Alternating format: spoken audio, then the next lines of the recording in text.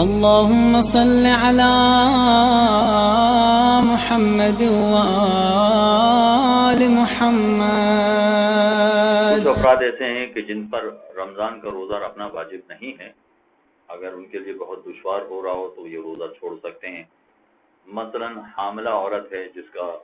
وضع حمل کا وقت، جس کی ڈلیوری کا وقت بہت قریب ہے،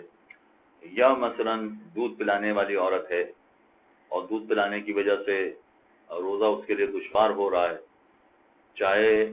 روزہ رکھنے سے اس کو تکلیف ہو رہی ہے یا روزہ رکھنے سے دودھ پیتے بچے کو تکلیف ہو رہی ہے، تو یہ وہ افراد ہیں کہ جن کے لیے روزہ رکھنا ضروری نہیں ہے۔ اور ڈلیوری کا مسئلہ بھی ایسا ہی ہے کہ ڈلیوری کی وجہ سے روزہ رکھنے کی وجہ سے یا تو بچے کو تکلیف پہنچ رہی ہے یا روزہ رکھنے کی وجہ سے خود اس عورت کو، حاملہ عورت کو تکلیف پہنچ رہی ہے، تو ان سب کو بھی روزہ چھوڑنے کی اجازت ہے۔ کچھ باتیں یہاں پیش نظر رکھنا ضروری ہے کہ اگر روزہ رکھنا ان کے لیے تکلیف کا سبب بن رہا ہو تبھی ان کو روزہ چھوڑنے کی اجازت ہے،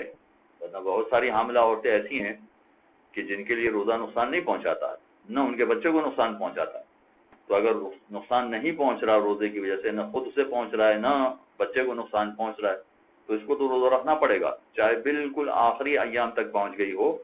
مگر روزہ رکھنے میں کوئی دشواری نہ ہو رہی ہو، نہ اسے ہو رہی ہو نہ اس کے بچے کو ہو رہی ہو، تو آخر وقت تک بھی روزہ رکھنا پڑے گا۔ اور یہی مسئلہ دودھ پلانے والی عورت کا بھی ہے کہ دودھ پلانے والی عورت کو خود دودھ پلانے کی وجہ سے یا بچے کو دودھ پلانے کی وجہ سے روزے میں بہت زیادہ تکلیف ہو رہی ہے تو اسے روزہ چھوڑنے کی اجازت ہے، مگر یہاں آیت اللہ سیستانی کا ایک بڑا خصوصی مسئلہ ہے کہ اگر فرض کیے کہ دودھ پلانے والی عورت کو تکلیف پہنچ رہی ہے، چاہے خود اسے تکلیف پہنچ رہی ہے یا اس کے بچے کو تکلیف پہنچ رہی ہے، تو جتنا دودھ پلا سکتی ہے آرام سے اتنا پلائے، اور اگر اس کے علاوہ کوئی اور دودھ پلا سکتی ہے وہ اور بچے کو کوئی پریشانی نہیں ہوگی تو پھر روزہ چھوڑنے کی اجازت نہیں ہوگی۔ مثلا فرض کیجئے کہ دن میں 6 ٹائم اگر یہ دودھ پلاتی ہے، 6 ٹائم میں سے اگر 3 ٹائم دودھ پلا سکتی ہے یہ اور روزہ پورا کر سکتی ہے جس میں نہ خود اسے تکلیف ہوگی نہ بچے کو تکلیف ہوگی، تو بقیہ 3 ٹائم کے لیے اگر وہ کوئی اور دودھ کا انتظام کر سکتی ہے تو کوئی اور دودھ کا انتظام کرے اور روزہ رکھے۔ کوئی اور دودھ کا مطلب ہے اگر بکری کا دودھ پلا سکتی ہے بچے کو، گائے یا بھینس کا دودھ اگر بچے کو مافک آ جاتا ہے وہ پلا سکتی ہے، اگر وہ بھی مافک نہیں آ رہا ڈبے کا دودھ پلا سکتی ہے اور ڈبے کے دودھ میں تکلیف نہیں ہو رہی بچے کو، تو اگر دن میں 6 ٹائم اسے دودھ پلانا پڑ رہا ہے، دن میں سے اس میں سے 3 ٹائم اگر دودھ پلائے اور روزہ پورا کر لے اور بقیہ 3 ٹائم میں مثلا وہ ڈبے کا دودھ پلا کے بچے کی غذا کا انتظام کر سکتی ہے تو اسے روزہ چھوڑنے کی اجازت نہیں ہے، پھر تو اسے روزہ پورا کرنا پڑے گا۔ تو روزہ چھوڑنے کی اجازت فقط اس صورت میں ہے کہ اگر تھوڑا تھوڑا دودھ پلا کر بھی اپنا روزہ پورا نہ کر سکتی ہو، بالکل ہی روزہ رکھنے کے قابل نہ ہو تو روزہ چھوڑنے کی اجازت ہے، ورنہ بکری کا دودھ پلا کر یا ڈبے کا دودھ پلا کر اور اس طرح سے آدھا اپنا دودھ پلا کر اور آدھا ڈبے کا پلا کے اس طرح سے بھی اس کے لیے روزہ مکمل کرنا ممکن ہے تو پھر روزہ رکھنا پڑے گا، پھر روزہ چھوڑنے کی اجازت نہیں ہے۔ اور اسی طرح سے کچھ اور افراد بھی ہیں جن کو روزہ چھوڑنے کی اجازت ہے، مثلا بڑھاپا چاہے مرد کا ہو یا عورت کے لیے ہو، یا وہ شخص کے جس کو پیاس کی بے انتہا تکلیف ہوتی ہے، ہر تھوڑے دیر میں اسے پانی چاہیے ہوتا ہے،